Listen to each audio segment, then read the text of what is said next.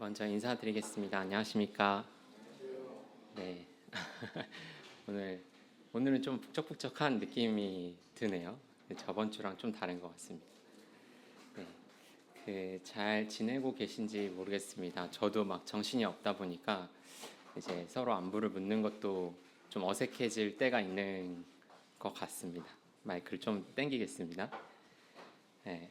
오늘 최근에 좀 청년들이랑 교제도 하면서 좀 들었던 생각이, 주님 안에서 친밀한 사귐을 좀 어떻게 하면 누릴 수 있을까, 이런 이야기들을 많이 했었습니다. 저번 주에 청년회에서는 이제 어떻게 하면 우리가 더 깊은 사귐으로 나아갈 수 있을까, 뭐 이런 부분에 대해서도 교제를 했었고요. 또 최근에는 그런 말씀들을 또 보게 되니까, 다시금 나는 어떤 사람들이랑 친구로 지내고 있지? 나는 좀 어떤 사람들이랑 좀 사귐을 나누고 있지? 이런 생각을 해보게 됐습니다. 그래서 사람들은 세상에 나가면 어떤 사람들과 친하게 지내야 돼, 뭐 이런 부분들을 이야기할 때 자연스럽게 좀 도움이 될 만한, 나한테 좀 이득이 될 만한, 서로 좀 성장할 수 있을 만한 뭐 이런 부분들을 많이 생각을 하고, 또 사랑에 있어서도 또 상처받기보다는 또 그 사랑으로 인해서 행복하고 싶은 그런 마음으로 많이 사랑을 하고 있는 것 같습니다. 그래서 저의 사랑은 어떻고 저의 사귐은 어떤가, 이런 고민들을 해보다가 오늘은 그리스도인의 사귐과 사랑이라는 주제로 좀 요한일서 말씀을 통해서 같이 나누고 싶습니다. 우리는 모두 관계 가운데 살아가고 있죠. 가족, 친구, 직장, 교회, 뭐 부부, 뭐 이런 부분들이 있습니다. 관계 가운데 오는 기쁨이 참 크지만, 또 한편으로는 관계 가운데 오는 아픔이나 슬픔도 깊은 것 같습니다. 성경은 하나님이 우리를 관계 가운데로, 관계적인 존재로 지으셨고, 또 하나님이 삼위일체로 또 연합된 분으로 그냥 계셨던 것처럼, 그 사랑의 교제를 나누신 그 하나님의 연합을 우리도 함께 누리기를 원하시고 있습니다. 그래서 사람은 본능적으로 어떤 사람들과 관계를 맺고 싶어 하지만, 또 한편으로는 죄가 들어옴으로 인해서 사랑의 두려움이 생기고 더 이상 다가가기 어려워지는, 또 더 나아가서는 하나님과도 멀어지는 그런 때가 있는 것 같습니다. 그러나 하나님은 우리를 이런 연약을 아시고 다시금 우리를 그 관계 가운데 초대하셨죠. 어떻게 초대하셨죠? 십자가를 통해서 자기 아들 하나뿐인 독생자 예수 그리스도를 이 땅 가운데 보내심으로 우리를 다시금 그 관계 가운데 초대해 주셨습니다. 그래서 우리가 하나님이 원하시는 그 관계가 무엇일까, 하나님이 원하시는 사귐이 무엇일까를 조금 먼저 보기를 원합니다. 요한 1서 1장 1절부터 4절 말씀을 먼저 좀 보도록 하겠습니다. 네. 하나님이 원하시는 사귐이 무엇인지 요한 1서 1장 1절부터 4절 말씀까지 좀 먼저 보기를 원합니다. 제가 빠르게 읽어 드리도록 하겠습니다. 태초부터 있는 생명의 말씀에 관하여는 우리가 들은 바요, 눈으로 본 바요, 자세히 보고 우리의 손으로 만진 바라. 이 생명이 나타나신 바 된지라.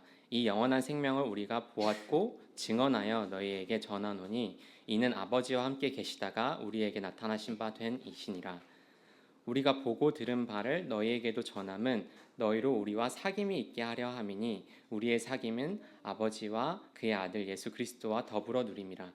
우리가 이것을 쓰면 우리의 기쁨이 충만하게 하려 함이라 라고 되어 있습니다.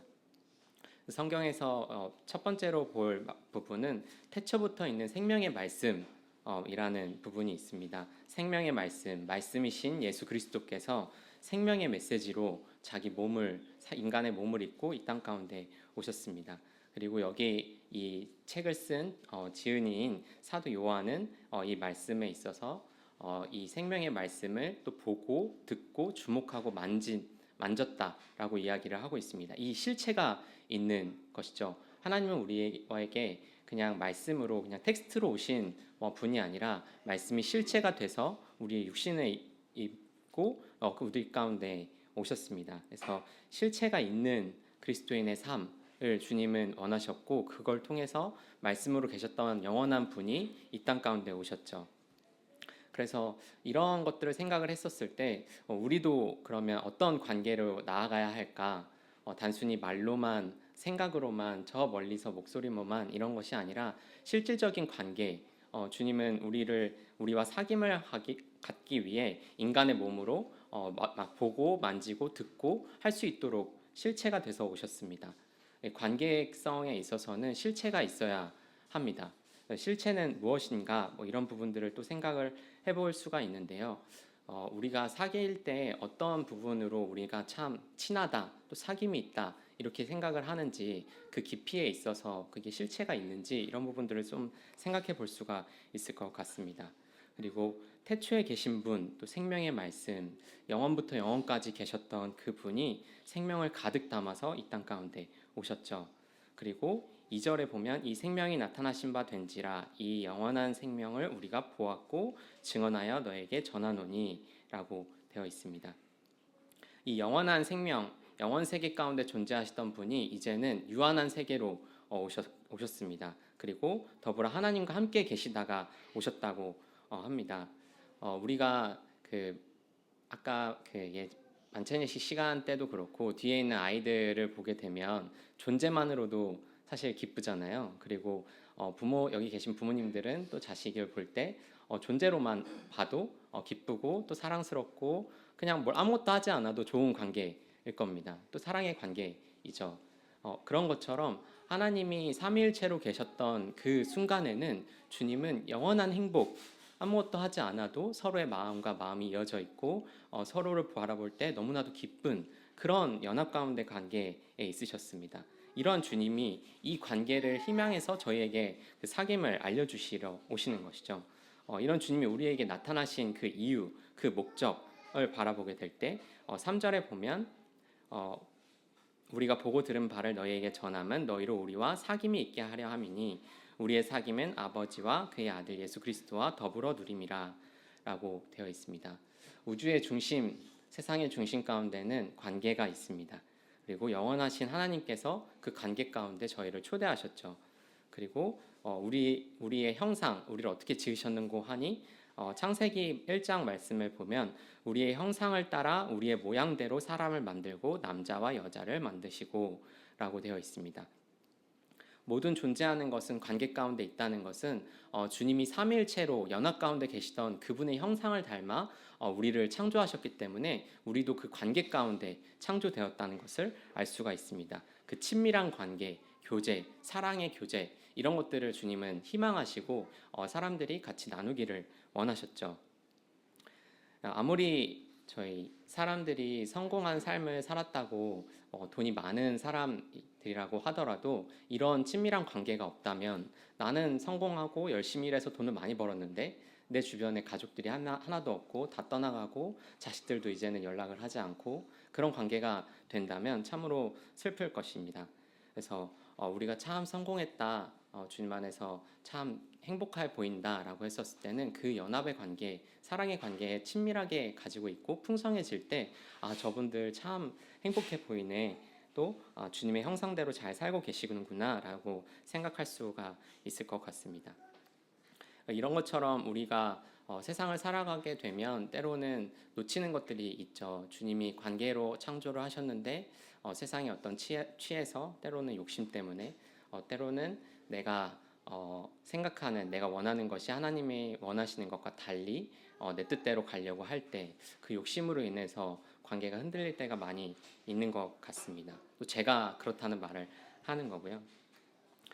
그러다 보니까 이제 어느샌가 내 주변에 있는 사람들이 나한테 도움이 되나?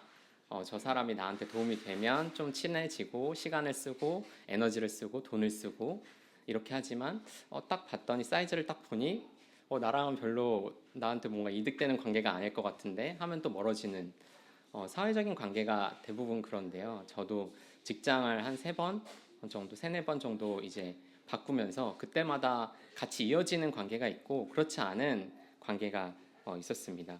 또 신기하게도 교회를 다니는 분들하고는 좀 이어지는데 그렇지 않은 분들하고는 좀 이어지기가 어려운 것 같더라고요. 근데 그 가운데는 저 또한 전도를 하려는 마음보다는 나랑 공통적으로 뭔가 교제가 안 되면 쉽지가 않겠다라는 생각이 있었던 게 아닌가 이런 생각이 듭니다. 네, 하지만 주님이 저희를 초대하시는 그 관계, 그 사귐은 저희의 어떠함이랑 상관이 없이 이 땅 가운데 오셨죠. 그래서 주님이 창조하신 그 뜻 안에서 저희가 사귐을 얻기를 원하셨고 4절에 보시면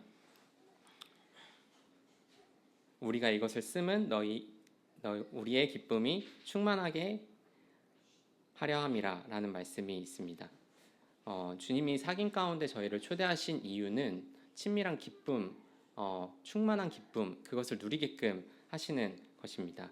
연합, 사귐, 그 기쁨의 충만, 그리고 이것을 하나님 아버지 예수 그리스도 그분과 함께 하기를 원하셨습니다.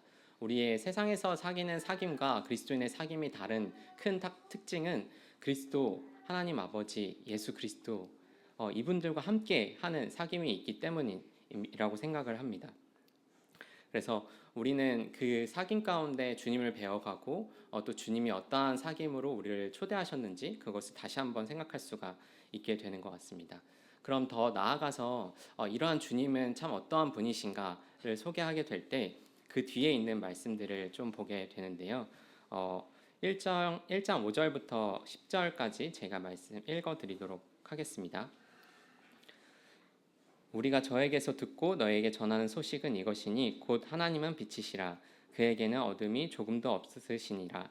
만일 우리가 하나님과 사귐이 있다 하고 어두운 가운데 행하면 거짓말을 하고 진리를 행치 아니함이거니와 저가 빛 가운데 계신 것 같이 우리도 빛 가운데 행하면 우리가 서로 사귐이 있고 그 아들 예수의 피가 우리를 모든 죄에서 깨끗하게 하실 것이요 만일 우리가 죄 없다 하면 스스로 속이고 또 진리가 우리 속에 있지 아니할 것이요 만일 우리가 우리 죄를 자백하면 저는 미쁘시고 의로우사 우리 죄를 사하시며 모든 불의에서 우리를 깨끗게 하실 것이요 만일 우리가 범죄하지 아니하였다 하면 하나님을 거짓말하는 자로 만드는 것이니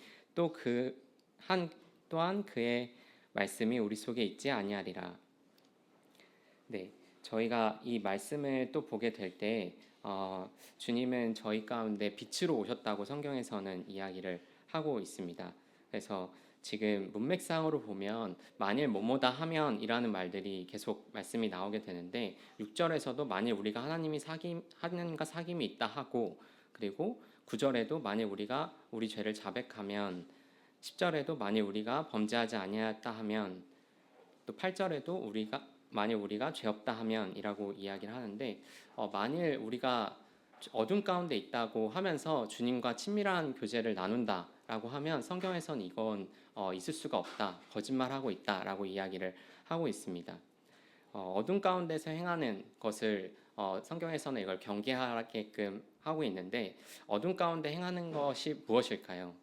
흔히 이렇게 직관적으로 생각하게 되면 어둠 가운데 생각하는 것은 어둠 죄고 빛은 어쨌든 선한 길로 나아가는 것이다 이렇게 생각할 수가 있는데 단편적으로 그렇게 보기보다는 우리가 근본 죄인이지만 어둠 가운데 있는 게 아니라 그 죄인임에도 불구하고 빛 가운데 있는 것 죄가 없는 깨끗한 사람들을 주님이 원하셨던 것이 아닙니다. 주님이 오셨던 것은 어둠 가운데 있던 저희들을 빛으로 초대하기 위해 오셨던 것이기 때문에 우리가 주님과 함께 있었을 때 우리의 안에 있는 우리가 생각하는 것들, 우리가 마음에 있는 것들 이런 것들을 주님은 다 아시죠. 그리고 그분 앞에서 숨길 것이 아무것도 없다고 성경에선 이야기하고 있습니다. 그러한 주님 앞에 섰을 때 우리는 감추어졌던 것, 사람들이 몰랐던 것도 주님을 다 알고 계시는 분이 되시는 것이죠. 그래서 성경에서는 그는 변함도 없으시고 회전하는 그림자도 없으시니라 라고 이야기를 하고 있습니다. 이러한 분 앞에 나아갔었을 때 우리는 우리의 죄를 고백하게 됩니다. 그리고 고백하지 않고 그걸 쌓아놨었을 때는 그 마음에 눌림이 계속 있죠. 우리가 솔직하게 나아오지 못할 때 그 빛 안에서 견디기가 참 힘든 것 같습니다. 저도 성도님들이랑 같이 교제를 하거나 청년들과 같이 교제를 할 때 뭔가 내 속에는 여러 생각들이 있고 또 내 연약도 있고 불편한 진실들도 가지고 있는데 그것들을 빛 가운데서 교제하지 않게 될 때 우리가 사귐으로 또 빛 가운데로 하나님과 더불어 누리는 그 사귐으로 나아가기가 어렵지 않나 라는 생각이 많이 듭니다.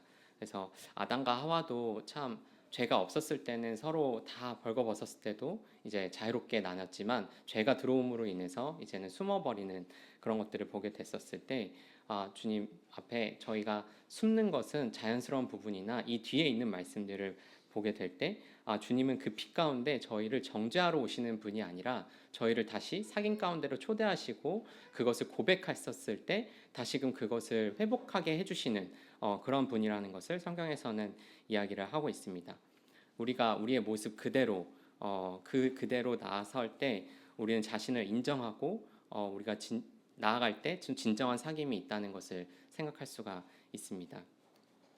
실제로 겉핥기식의 뭔가 교제를 하게 되거나 친구의 관계에서도 그냥 일상적인 마치 상사에게 내 업무를 보고하는 것 같은 그런 관계로 가게 될 때 사실 친밀하게 뭔가 교제하기가 어려운 것을 볼 수가 있습니다.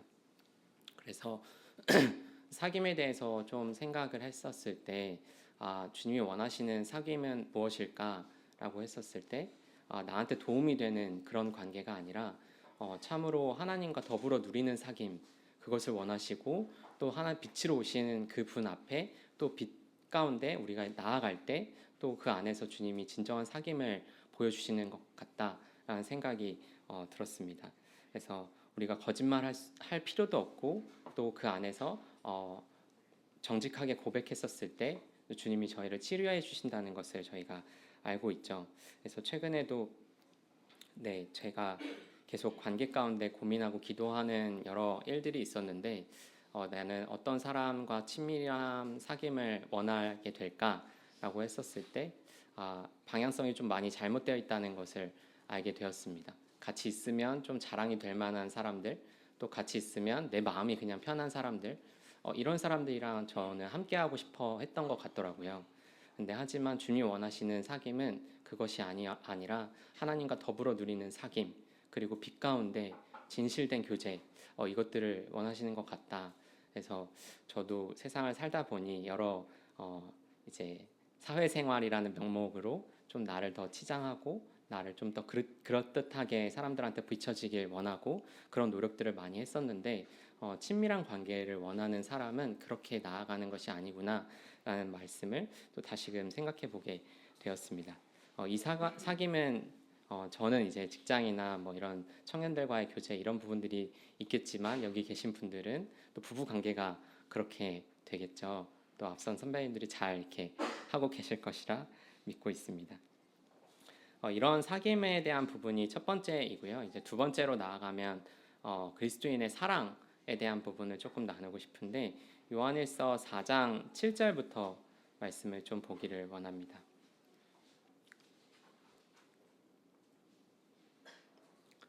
요한일서 4장 7절 제가 읽겠습니다. 사랑하는 자들아 우리가 서로 사랑하자. 사랑은 하나님께 속한 것이니 사랑하는 자마다 하나님으로부터 나서 하나님을 알고 사랑하지 아니하는 자는 하나님을 알지 못하나니 이는 하나님은 사랑이심이라. 하나님의 사랑이 우리에게 이렇게 나타난 바 되었으니 하나님이 자기의 독생자를 세상에 보내심은 그로 말미암아 우리를 살리려 하심이라. 사랑은 여기 있으니 우리가 하나님을 사랑한 것이 아니요 하나님이 우리를 사랑하사 우리 죄를 속하기 위하여 화목제물로 그 아들을 보내셨습니다. 사랑하는 자들아 하나님이 이같이 우리를 사랑하셨은즉 우리도 서로 사랑하는 것이 마땅하도다. 어느 때나 하나님을 본 사람이 없으되 만일 우리가 서로 사랑하면 하나님이 우리 안에 거하시고 그의 사랑이 우리 안에 온전히 이루어지느니라. 여기까지 보도록 하겠습니다. 요한일서 4장에서는 총 사랑이라는 단어가 32번 나옵니다. 요한일서에 총 한 40번 넘는 이렇게 50번이 넘는 사랑이란 단어가 있는데 그 중에서 사랑이란 단어가 제일 많은 것이 4장이고 거기 안에는 32번의 사랑이라는 말이 나옵니다. 사도 요한은 제자들에게 또 이 말씀을 듣는 청중들에게 사랑이라는 것을 계속 강조하셨습니다.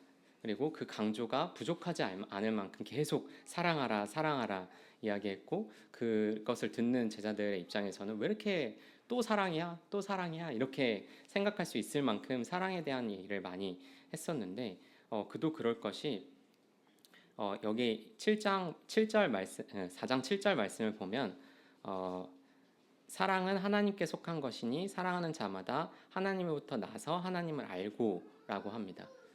사랑하는 자마다 하나님으로부터 났다라고 이야기를 합니다. 사랑과 하나님께부터 나는 것, 하나님은 사랑이시기 때문에 하나님으로부터 나는 그 사람은 사랑을 할 수밖에 없는 존재가 되는 것이죠. 그렇기 때문에 우리는 사랑하지 않고는 배기지 못하는, 못 배기는 그런 사람, 그런 존재로 주님은 하나님의 자녀, 예수 그리스도의 피로 거룩된 하나님의 자녀가 된 그 권능, 그 신분은, 하나님의 자녀라는 그 신분은 사랑할 수밖에 없는, 왜냐하면 하나님은 사랑이시기 때문에 입니다.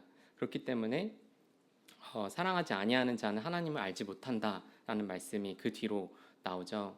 저희가 그 전에도 말씀드렸지만 열매로서 그 나무를 아는 것 같이 우리가 사랑하는 그 성령의 열매로 사랑이 나올 때 이것이 이 사람이 참 하나님의 자녀이구나라는 것을 우리는 알 수가 있습니다. 사랑만큼 정말 확실한 하나님의 자녀라는 그 인증은 없을 것이라 생각을 합니다. 이 사랑이 성경에서는 우리에게 이렇게 나타났다고 합니다. 이렇게 나타났다라고 하는데 주님이 제가 1장에서 말씀드린 것처럼 어떻게 나타나셨나요? 단순히 하나님이 저 멀리서 나는 너를 사랑해, 사랑해, 새해해 이렇게 해서 메아리처럼 오는 그런 사랑이 아니셨죠. 주님이 하신 그 사랑은, 이렇게 나타났다라고 하시는 그 사랑은 인간의 몸을 입고 이 낮고 낮은 땅에 종과 같이 하나님의 말씀, 하나님의 뜻에 절대적인 순종을 하는 종의 신분으로, 사람의 신분으로 입고 이 땅에 오신 그 사랑으로 저에게 나타나 보이셨습니다. 이렇게 사랑의 특징은 나타나지 않으면 사실 잘 모릅니다. 가장 확실하게 예수 그리스도께서 하신 그 사랑의 표현은 인간의 몸을 입고 십자가를 위해서 우리의 구원을 위해서 십자가에서 모든 물과 피를 흘려 목숨을 내어 던지신 것이라고 생각을 합니다. 그래서 마지막 때에 주님이 하신 그 선택은 자기가 세상을 떠날 것으로 다시 아버지께 돌아가실 것이라는 것을 알고 세상에 있는 자기 사람들을 사랑하시되 끝까지 사랑하셨습니다. 이 누구도 부인할 수 없는 이 사랑 가운데 주님은 저희에게 사랑을 확실하신 거죠. 그렇다면 하나님께서는 자기 아들을 왜 그렇게 이 땅 가운데 보내셨을까? 예수 그리스도가 사랑의 표현이라면 사랑의 뜻은 하나님이 자기 아들을 보내신 것입니다. 그리고 자기 아들을 보내셨을 때 그 아들이 어떻게 될지 다 알고 계셨습니다. 자기가 창조했던 세상 사람들에게 핍박을 당하고 모략을 당하고 십자가에서 죽을 것까지 다 아심에도 불구하고 자기 아들을 내어 맡기셨죠. 그리고 저희가 거룩해서 저희가 잘해서 한 것이 아닙니다. 우리가 아직 연약할 때에 기약대로 그리스도께서 경건하지 않은 자를 위하여 죽으셨도다. 의인을 위하여 죽은 자가 쉽지 않고 선인을 위하여 용감히 죽는 자가 혹 있거니와 우리가 아직 죄인 되었을 때 그리스도께서 우리를 위하여 죽으심으로 하나님께서 우리에 대한 자기의 사랑을 확증하셨느니라 라고 합니다. 우리가 아직 죄인 되었을 때에 주님은 이 사랑을 확증하셨다라고 합니다. 이거는 분명한 사실이죠. 분명한 실체가 있습니다. 그리고 혹자는 사실 사랑에 대한 오해, 우리가 사랑이 행복이다라고 생각을 하면 어떤 사람이 어려운 일이 생기거나 뭐 최근에도 비가 많이 와서 뭐 피해 보신 분들도 많이 지방 쪽에 있다고 들었는데 그런 일들을 겪게 되면 왜 하나님이 사랑하신다는데 우리가 이런 힘든 일을 겪어야 되지? 왜 이렇게 천재지변 같은 또 교통사고가 나서 누가 다치는 그런 일이 하나님이 사랑하신다는데 왜 일어나는 거지? 이런 부분이 있을 수 있지만 사실 어떤 세상에서 발생되는 일에 대해서 하나님의 사랑을 기준으로 이게 왜 일어났을까, 사랑하신다면서 라고 하는 그 이유를 사실 다 알기는 어렵습니다. 하지만 분명한 건 그럼에도 불구하고 하나님이 자기 아들 예수 그리스도를 아끼지 않고 우리에게 내어 맡기셨다는 사실인 것이죠. 그래서 우리는 그 분명한 사실로부터 분명하지 않은 그걸 기준으로 두고 분명하지 않은 일을 해석할 필요가 있습니다. 우리에게 발생된 어떤 여러 가지 일들에 대한 이유, 내가 왜 이렇게 돼야만 했지? 왜 나한테 이런 어려움이 당해야만 했지? 이런 것들을 생각하게 될 때 눈앞에 있는 시야에서는 이게 참 이유를 알기 어렵고 마음이 어려워지는 부분이 있을 텐데 그럼에도 불구하고 변하지 않는 하나님의 사랑이 있다는 사실에 저희는 다시 좀 돌이켜야 되는 필요가 있는 것이죠. 그리고 그 뒤에 사랑은 여기 있다라고 이야기를 합니다. 많은 사람들이 사랑을 찾고 있습니다. 참 사랑은 어디에 있는가? 그리고 이 사람이 내가 찾는 그 사람일까? 아니면 저 사람이 내가 찾는 그 사람일까? 이런 고민들을 많이 하는데 요한일서 4장 10절에 보면은 사랑은 여기 있으니 우리가 하나님을 사랑한 것이 아니요 하나님이 우리를 사랑하사 우리 죄를 속하기 위하여 화목제물로 그의 아들을 보내셨습니다. 라고 이야기를 합니다. 우리가 그 아들을 내어 맡기는 그 사건을 생각하게 될 때 아브라함이 이삭을 내어 맡기는 장면이 나오죠. 하나뿐인 그러니까 아들을 계속 원했었고 또 느지막이 이삭이라는 아들을 낳았지만 하나님이 그것을 다시 달라고 이야기를 했었을 때 거리낌 없이 아브라함이 이삭을 내어 맡깁니다. 그리고 이삭을 내어 맡기기 직전에 하나님은 그것을 멈추시죠. 하지만 하나님께서 자기 아들 독생자 예수 그리스도를 이 땅 가운데 보내셨을 때는 죽기까지 멈추시지 않으셨습니다. 그래서 이러한 끝까지 사랑하는 사랑을 통해서 우리는 구원을 받고 다시 변하지 않는 하나님의 사랑을 확증할 수가 있는 것이죠. 이런 사랑을 받은 자 그리고 이런 사랑이신 존재로부터 난 우리라고 생각을 했었을 때 11절에 보면 사랑하는 자들아 하나님이 이같이 우리를 사랑하셨은즉 우리도 서로 사랑하는 것이 마땅하도다 라고 이야기를 합니다. 하나님의 사랑이 이렇게 나타난 바 되었는데 우리가 어떻게 사랑하지 않을 수 있나? 우리의 이 사랑이 우리는 사랑하는 것이 마땅하도다.